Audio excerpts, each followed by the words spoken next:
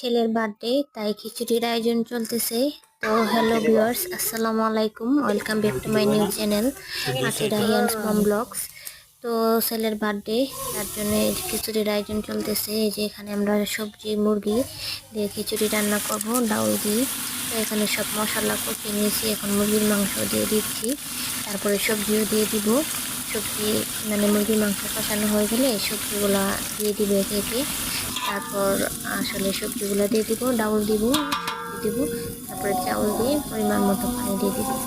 তো আসলে আমার ভিডিওগুলো কে কে কোথা থেকে দেখছো বলতে পারি না, আমি ভয়েস দিয়ে ভিডিও দিইনি এখন ওরকমভাবে, কারণ কীরকম দেখবে না দেখবে আমি বুঝতে পারি না। তো আমার ভিডিও যদি ভালো লাগে তোমাদের, তাহলে অবশ্যই কিন্তু সবাই লাইক করবে, কমেন্ট করবে, শেয়ার করবে।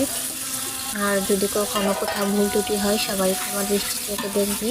আর এই যে হয় দিকে আমার রান্না প্রায় হয়ে যাচ্ছে, মানে কষাইতেছি মুরগির মাংস আর ডাউল। আমার বড় ছেলের বার্থডে, আসলে পোলাপান বাড়ির আশেপাশে যারাই ছিল তাদেরকে ইনভাইট করেছি। আর ছেলের আবদার যে সবাইকে খিচুড়ি খাওয়াইতে হবে, তো তাই এই জন্যে মানে ঘরোয়াভাবে যতটুকু সম্ভব সেটাই করতেছি। তো সবাই ভালো থাকবে, টাটা, বাই বাই।